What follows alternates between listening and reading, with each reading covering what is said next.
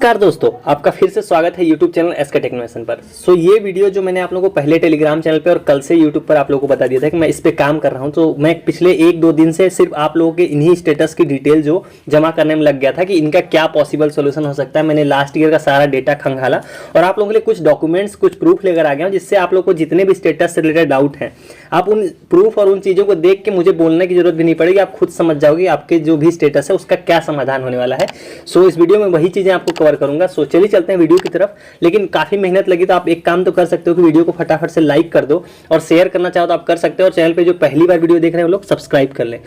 जैसा कि अब आप लोग जानते हो, मैंने सुबह वाली वीडियो में आप लोगों को सस्पेक्ट लिस्ट के बारे में बताया था कि जो सस्पेक्ट लिस्ट होती है उसी के बाद आपको जो फोटोकॉपी और वो सारी चीज़ें आपको समझाया था। मैंने टोटल स्कॉलरशिप का एक प्रोसेस समझाया था कि कैसे चलता है, कहाँ से क्या डॉक्यूमेंट कैसे निकलता है, तो सारी चीज़ें आपको समझाई थी। तो सस्पेक्ट लिस्ट आपको देखना, पहले मैं बता देता हूँ, काफ़ी लोग अभी भी नए हैं जिनको नहीं पता। आप सस्पेक्ट लिस्ट देखने के लिए आपको सिंपल कुछ नहीं करना पड़ेगा। आइए आपको बताता हूँ आप क्या करोगे और आप देख सकते हो सस्पेक्ट लिस्ट। सस्पेक्ट लिस्ट देखने के लिए आपको कुछ नहीं करना पड़ेगा। आप जो मेरी स्क्रीन पर अभी वेबसाइट देख पा रहे हो, बेस सरकारी, ये बहुत ही अच्छा इन्होंने जिले वाइज यहाँ पर सारी जो डिस्ट्रिक्ट वाइज जो है कि सस्पेक्ट लिस्ट अपलोड कर दिए। वहाँ पे आप डायरेक्टली देख सकते हो। सिंपल आपको अपने मोबाइल में गूगल सर्च कर लेना बेस सरकारी, और जैसे इसको ओपन करोगे आपके सामने जो पहली वेबसाइट खुलकर आएगी, आपको सिंपल उसको ओपन कर लेना है। आप जैसे देखिए इस वेबसाइट को टैप करोगे, देखिए आपके सामने ना सिंपल यहीं पे देखिए, यहाँ पे आपको तीसरे नंबर पर आपको दिखाई दे रहा होगा Uttar Pradesh scholarship suspected list. ये यहाँ पर आपको 1 क्लिक करना है और आप जिले वाइज जो है अपनी सस्पेक्ट लिस्ट आप यहाँ पर देख सकते हो। सारे जिले वाइज मतलब यहाँ पे अपलोड कर दी गई है, ऑलरेडी है। देखिए आपको दिखाता हूँ स्लाइड डाउन करके ताकि आपको क्लियर हो जाए। ये देखिए यहाँ पे अगर आजमगढ़ के हो तो आपको यहाँ पे क्लिक करना है, अगर आप प्रतापगढ़ के हो तो आपको यहाँ करना है, सुल्तानपुर यहाँ। तो इस तरह से आप अपने जिस भी जिले के हो आप वहाँ से सस्पेक्ट लिस्ट देख सकते हो और अपना नाम मैच करा सकते हो कि आपका नाम है या नहीं है। अभी ज़्यादातर जिलों की नहीं आई है, पर आप अपना जिले का चेक कर सकते हो, वहाँ पे कभी भी अपलोड हो सकता है। तो वो आप भी मुझे इन्फॉर्म कर सकते हो, क्योंकि मैं सारे जिले की चेक नहीं कर सकता हूँ। आप यहाँ इस वेबसाइट से जैसे मैंने आपको बताया आप देख सकते हो। अब चलते हैं स्टेटस वाइज आपको जो सोल्यूशन बताया था उसकी तरफ चलते हैं। जिस डॉक्यूमेंट की मैं आपको बात कर रहा था, चलिए उससे शुरुआत करते हैं। बेसिकली ये देखिए, मैंने ये पत्रिका का आर्टिकल ढूंढ के लाया हूँ, ये करीब पिछले साल का है। इसमें जो आप लोग ये देख पा रहे थे कि डुप्लीकेट जो इनकम सर्टिफिकेट हो गया या फिर सस्पेक्ट एज हो गया, तो इन लोगों का क्या सोल्यूशन। तो जो समाज कल्याण अधिकारी है, देखिए उन्होंने ही सोल्यूशन बता दिया, आपको खुद समझ में आ जाएगा। देखिए यहाँ क्या लिखा, जिला समाज कल्याण अधिकारी आनंद कुमार सिंह ने बताया कि अगर भाई बहन, जो मैंने आप लोगों को समझाया था, तथा भाई भी ने आवेदन किया, किसी तरह पिता के नाम की स्पेलिंग गलत हो गई और आय प्रमाण पत्र सेम है, वही जो मैंने आपको बताया था, जिन लोगों का भी डुप्लीकेट इनकम सर्टिफिकेट आ रहा है उन सभी के लिए यही चीज एप्लीकेबल होगी। देखिए अगर आपने सेम इनकम सर्टिफिकेट लगाया तो अपने कॉलेज में लिख कर देना पड़ेगा आपको एप्लीकेशन, मेरे अन्य भाई बहन ने अपने छात्रवृत्ति आवेदन में पिता का नाम अलग अंकित कर दिया या फिर सेम इनकम सर्टिफिकेट हमने यूज किया है।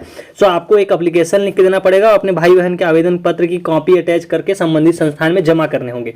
ये आपको एक बार मैं याद दिला, तो ये पिछली बार का नोटिस है, लेकिन ये एक सोल्यूशन है। मतलब जो डुप्लीकेट इनकम सर्टिफिकेट वाले हैं उनके लिए इस साल भी सेम काम करना पड़ेगा कि देखो अगर आपने सेम यूज किया तो एक एप्लीकेशन लिखना पड़ेगा आपको, अपने स्टेटस की फोटोकॉपी और जो है अपने भाई की भी आप स्टेटस की फोटोकॉपी की आप दोनों ने सेम यूज किया। तो एक आप मतलब एक तरह से आप जाहिर कर रहे हो, उनको बता रहे हो कि हम भाई बहन हैं और हमने सेम इनकम सर्टिफिकेट यूज किया। तो एक चीज से क्लियर हो जाएगा। देखिए फोटोकॉपी अटैच करके संबंधित संस्थान में आपको जमा करना होगा। तो ये डुप्लीकेट इनकम का हो गया।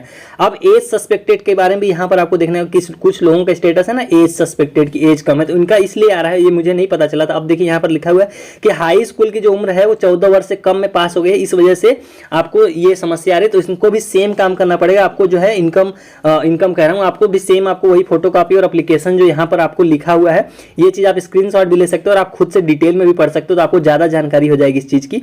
तो ये चीज तो हो गई। अब यूपी बोर्ड का कुछ लोगों का डेटाबेस मैच वाला आ रहा है, जैसे सीबीएसई बोर्ड के हैं, आईसीएसई बोर्ड के हैं, तो उनका देखिए यहाँ पे सोल्यूशन उनका भी लिखा हुआ है। इसी में इस चीज को ढूंढने में लगा हुआ था 2 दिन से, इसलिए मुझे इतना टाइम लग गया। देखिए जिनका भी इस तरह से आ रहा है मिस मैच वाला, तो उनको क्या करना पड़ेगा, उनको सिंपल देखिए क्या करना है, पढ़ लेते हैं कि सस्पेक्टेड है, रोल नंबर सही है, ऐसे छात्र किसी भी बोर्ड से पास हुए हैं, ऐसे छात्रों को अपने हाई स्कूल की मार्कशीट शिक्षण संस्थान में जमा करानी होगी। उसके बाद से संस्थान की तरफ से छात्रों का डेटा जिला समाज कल्याण अधिकारी के ऑफिस में भेजा जाएगा। छात्र की तरफ से आवेदन फॉर्म किसी प्रकार गलती हुई तो उसमें सुधार कर दोबारा से प्रिंट आउट कर सकते हैं और दोबारा से हार्ड कॉपी देनी होगी। 2 चीज़ों के सॉल्यूशन आपको मिल गए। तो एक तो ये हो गया कि जितने भी यूपी बोर्ड मिसमैच और वो सारी चीज़ें आ रही हैं उनको कुछ नहीं करना है, उनको वही जो मैंने आप लोगों को बताया था कि अगर आपका मान लो रोल नंबर सही है तो आपको सिंपल वही करना है कि अपने जो मार्कशीट की फोटोकॉपी है अपने कॉलेज में देनी है। और कॉलेज ले नहीं रहा होगा या लेगा नहीं, अभी उसका मैंने रीजन आपको सुबह की वीडियो में बताया था, दोबारा बता देता हूँ उसको। तो इसलिए नहीं लेगा आपका कॉलेज, क्योंकि जो है कि अभी उनके पास DWO से हो सकता है कि इन्फॉर्मेशन नहीं आई होगी। सो आप लोगों को ऐसे में एक काम करके रखना है, जो मैं आपको बता देता हूँ कि आपको अपने कॉलेज या फिर जिस भी यूनिवर्सिटी से उनकी वेबसाइट, उनके टेलीग्राम चैनल और उनसे डायरेक्ट संपर्क में रहना है। ये इसलिए मैं बोल रहा हूँ क्योंकि उनके पास जैसे DWO का इन्फॉर्मेशन आएगा वो लोग नोटिस निकालेंगे कि आपको इससे तारीख तक जितने भी छात्रों का ये स्टेटस आ रहा है, वो लोग अपनी फोटोकॉपी और ये डॉक्यूमेंट लेके कॉलेज में जमा करते हैं। तो एक टाइमलाइन वो निकालेंगे। इसलिए मैं बोल रहा हूँ कि आप जिस भी कॉलेज, जिस भी यूनिवर्सिटी से पढ़ते हो, आपको अपने कॉलेज, यूनिवर्सिटी इन सभी से कनेक्टेड रहना, ताकि आपको पता होना चाहिए कब फोटोकॉपी देनी है। हो सकता है अभी ना ले, इसलिए मैं ये चीजें आपको बता दे रहा हूँ। सो ये चीज तो स्टेटस से क्लियर हो गया। एक और आपको दिखा देता हूँ, एक और नोटिस। सो ये देखिए, एक नोटिस है जो ये महात्मा गांधी काशी विद्यापीठ का नोटिस है। मैं आप लोगों के लिए ढूंढ कर लाया हूँ जितने भी पॉसिबल सोल्यूशन हो सकते थे। तो जिन लोगों के देखिए 6 स्टेटस देखिए टोटल महात्मा गांधी काशी विद्यापीठ ने निकाले थे कि जिनके भी ये स्टेटस है, उनको उन्होंने समाज कल्याण को बेसिकली एक पत्र लिखा था कि ये समस्या है। सो समाज कल्याण ने उनको बोला कि दूसरे और तीसरे नंबर को छोड़ के बाकी जितने भी हैं उन लोगों का कुछ नहीं करना पड़ेगा। देखिए दूसरा तीसरा कौन सा, अटेंडेंस परसेंट और डुप्लीकेट इनकम सर्टिफिकेट, इनका सोल्यूशन मैंने आप लोगों को बता दिया। उनके अलावा जितने भी suspect course levels, enrolment roll number, marks mismatch, UP board, ICSE board, ये जितने भी हैं इन सभी को देखिए कुछ नहीं करना। देखिए यहाँ पे लिखा है ना कि ऑनलाइन फॉर्म की हार्ड कॉपी और जो करंट स्टेटस का प्रिंट आउट है और जो आपत्ति है उसका विवरण, मतलब कि एक एप्लीकेशन लिख के अपने स्कूल या कॉलेज या यूनिवर्सिटी में को सबमिट करना है। तो इन्होंने भी देखिए ये चीज आप लोगों को जो मैंने फोटोकॉपी वाली सॉल्यूशन बताई थी, उन चीजों का आपको मैं बेसिकली प्रूफ दे रहा हूं। जो मैंने आपको बताया था बिल्कुल सही चीजें बताई थी। बस आपको ध्यान ये रखना है कि फोटोकॉपी अभी नहीं ले रहे होंगे। मैं आपको बार बार इसीलिए बता रहा हूं ताकि आप लोग मेरे सवाल ना करो कि अभी जमा नहीं हो रही। तो इसलिए नहीं जमा हो रही क्योंकि DWO से हो सकता है कि अभी सस्पेक्ट लिस्ट और उसकी इन्फॉर्मेशन ना दी गई हो। तो ये इसलिए कनेक्टेड रहो। जैसे ही वो इन्फॉर्मेशन उन तक आएगी आपको फोटोकॉपी और सारी चीजें सबमिट करनी होंगी और जो भी स्टेटस आप मेरी स्क्रीन पर देख पा रहे हो सारे क्लियर हो जाएंगे आपके। तो ये जो नोटिस देख रहे हो ये सारे टेलीग्राम चैनल पे मैं डाल दूंगा, आप डिटेल में पढ़ सकते हो। अब स्टेटस वाइज आपको एक बार मैं क्लियर कर देता हूं सारी चीजें ताकि आपके सवाल ना रह जाएं। सो पहला status attendance percent less than 75%। तो देखो इसका सोल्यूशन कुछ नहीं, इसका सोल्यूशन सिंपल सा है कि अपने कॉलेज, आपका कॉलेज इसको सही कर सकता है क्योंकि आपकी अटेंडेंस देखो 67% है और मिनिमम अटेंडेंस 75% होनी चाहिए। अगर उससे कम है तो आपकी छात्रवृत्ति नहीं आएगी, फॉर्म रिजेक्ट हो जाएगा। सो पहला चीज तो आपको कॉलेज से बात करके ही वही लोग कर सकते हैं। दूसरा enrolment roll number, marks not match, इसके लिए वही जो फोटोकॉपी वाला सोल्यूशन है वही करना है आपको क्या करना है, सिंपली अपना जो करंट स्टेटस है इसकी फोटोकॉपी और 10th और 12th मार्कशीट की फोटोकॉपी ले जाके जब कॉलेज मांगेगा आप उनसे कनेक्टेड रहो, सबमिट कर दोगे और ये चीज आपकी सॉल्व हो जाएगी। तो ये पहला स्टेटस सॉल्व हो गया। अगला स्टेटस ले लेते हैं। अगला स्टेटस है bank name and IFSC code are not related. चाहे रिजेक्टेड बाई बैंक है, चाहे जो भी बैंक जितना भी है बैंक का समस्या, उनका सिंपल सा सोल्यूशन है कि आपको सिंपल कुछ नहीं करना है, NPCI मैपिंग करानी है अपने बैंक में जाके और उनसे बोलना है कि मेरे खाते में डायरेक्ट बेनिफिट ट्रांसफर यानी कि DBT इनेबल कर दें। ये चीज जैसे ही आप कराओगे, ये स्टेटस सेकेंड राउंड जैसे ही वेरिफिकेशन का शुरू होगा ये चीज वेरीफाई कर दी जाएगी। जिनका भी रिजेक्टेड बाई बैंक है या बैंक की कोई दिक्कत है तो ऐसे लोगों का फॉर्म नहीं रिजेक्ट होगा। अगर यहाँ से रिजेक्ट नहीं है तो ये फॉर्म रिजेक्ट नहीं होगा क्या, आपकी छात्रवृत्ति को ट्रांसफर जब किया जाएगा उस टाइम पे आपके खाते में पैसा नहीं आ पाएगा, यानी होल्ड पे रहेगा। ये बेसिक मतलब है आपको। तो ऐसे लोग घबराए नहीं, उनको बस जो मैंने बताया वो करा लो, आपका पैसा कहीं नहीं जाएगा, आपकी छात्रवृत्ति आएगी। सो ये स्टेटस क्लियर हो गया। अगला स्टेटस ले लेते हैं। देखो marks, result type mismatch, enrolment roll number, marks not match with university upload data. So इसमें तो पहला चीज कि मार्क्स और रिजल्ट टाइप मिसमैच में तो आपको सिंपल जो एक चीज आपको सबको करनी, मैं बताना भूल गया कि आपको पहले अपने लेवल पर अपने फॉर्म की डिटेल्स को मैच जरूर कराना है, क्योंकि अगर कुछ गलत होगा तो आपको करेक्शन करना पड़ेगा। अगर नहीं गलत है तो आप ये फोटोकॉपी वाला सोल्यूशन अप्लाई कर सकते हो, अदरवाइज आपके लिए अप्लीकेबल नहीं होगा। तो ये चीजों का आप लोग ध्यान रखें। तो इनमें भी सेम सोल्यूशन है, इसका भी आपको आपने मैच करा लिया, सब कुछ सही है तो आपको भी 10th 12th की मार्कशीट की फोटोकॉपी, जो भी कोर्स कर रहे हो, जैसे मान लो हम B.Ed कर रहे हैं तो BA की फोटोकॉपी लगेगी। आप समझ रहोगे कि जो पिछला कोर्स है उसकी फोटोकॉपी और साथ में जो है कि ये स्टेटस की फोटोकॉपी ये कॉलेज में देनी है और कॉलेज वाले का काम रहेगा वो DWO ऑफिस तक पहुंचा देगा। ये काम आप खुद भी कर सकते हो, एक नोटिस मैंने पढ़ा था, लेकिन अभी आप ये मत करना, अभी कॉलेज को ही करने दो। अगला स्टेटस ले लेते हैं।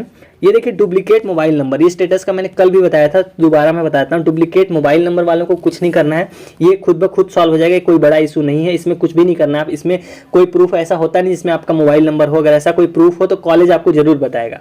अगला स्टेटस ले लेते हैं। UID is disable for DBT, तो इसका सोल्यूशन सेम NPCI DBT, उससे ये सॉल्व। दूसरा चीज़ है कि यूपी बोर्ड ICSE बोर्ड, तो ये मैंने आपको स्टार्टिंग वाला जो नोटिस बताया था उसमें ये दूसरा पॉइंट यही था कि जितना भी जो भी है यूपी बोर्ड ICSE बोर्ड या किसी भी बोर्ड के अगर उनका रोल नंबर करेक्ट है तो बस उनको क्या करना, सिंपल अपना 10th और 12th का मार्कशीट का फोटोकॉपी और स्टेटस की फोटोकॉपी ये आपको अपने कॉलेज में आप जहाँ भी पढ़ते हो उनको सबमिट कर देना है और ये आपको वही कनेक्टेड रहना है, ये चीज़ आपको ध्यान रखनी है।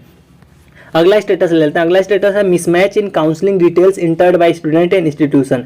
सो ये काफ़ी मतलब अलग है बाकी स्टेटस से। इसमें देखो क्या करना पड़ेगा, इसमें आपको दो चीज़ें करनी पड़ेंगी। पहला तो आपको जो आपने काउंसलिंग नंबर भरा होगा वो आपको देख लेना है आपने गलत तो नहीं भरा है। काउंसलिंग डिटेल्स होती है जब आपने काउंसलिंग कराओगे तो एक नंबर जनरेट होता है, तो उस नंबर को आपको भरना होता है। सो ये बोल ये रहा है कि आपने जो नंबर भरा है और आपके जो कॉलेज ने भरा है वो दोनों अलग है, तो मैच कर लेना, क्योंकि चांसेस है कि आपका पक्का है कि गलत होगा। ये इसका फोटोकॉपी से नहीं सॉल्व होगा। अगर गलत नहीं होगा तो सॉल्व होगा कि आपको जो काउंसलिंग का डॉक्यूमेंट है उसकी फोटोकॉपी और ये स्टेटस की फोटोकॉपी से सेम प्रॉब्लम सॉल्व हो जाएगी। अगला स्टेटस ले लेते हैं सस्पेक्ट एज। सस्पेक्ट एज में भी आपको सेम काम करना पड़ेगा। एक एप्लीकेशन लिखना पड़ेगा, अपने कॉलेज में देना पड़ेगा एप्लीकेशन कि मेरी उम्र इतनी में मैंने हाई स्कूल किया ये करके, और स्टेटस की फोटोकॉपी और 10th 12th जो भी है उसकी मार्कशीट की फोटोकॉपी। ये तीन चीज़ें आपको करनी पड़ेंगी और इस सस्पेक्ट एज वाला भी प्रॉब्लम सॉल्व हो जाएगा। अगला स्टेटस ले लेते हैं। अगला स्टेटस है duplicate income certificate number. Duplicate income certificate number का मैंने स्टार्टिंग में सोल्यूशन बताया था और यही एग्जैक्ट सोल्यूशन है जो अभी मैं आपको स्टेट करूंगा, जो आपको बताऊंगा। तो इसका सोल्यूशन सिंपल सा यही है कि आपको एक एप्लीकेशन लिखना पड़ेगा कि मैंने और मेरे भाई या बहन ने सेम इनकम सर्टिफिकेट यूज कर लिया, इस वजह से ये स्टेटस आ रहा है। अपने स्टेटस की फोटोकॉपी और क्या करना है आपको, अपना इनकम की भी आप एक फोटोकॉपी लगा देना, अपने स्टेटस की लगा देना, 10th 12th की मार्कशीट की भी लगा देना। ये दो तीन चीज़ों की स्टेटस और सारी चीज़ें जो मैंने बताई हैं आपको बस इतना ही करना है। जो मैंने स्टार्टिंग में नोटिस में बताया था वही कर लेना आपको, ये सॉल्व हो जाएगा। कोई बहुत बड़ा इशू नहीं है, क्योंकि पिछले सालों तक भी आपने अपने फादर का इनकम यूज किया है तो आती रही है, तो इस बार भी आएगी, बस इतना जान लो आप। अगला स्टेटस ले लेते हैं डुप्लीकेट इनकम। ये तो मैंने अभी बता दिया, डुप्लीकेट इनकम सेम ही है।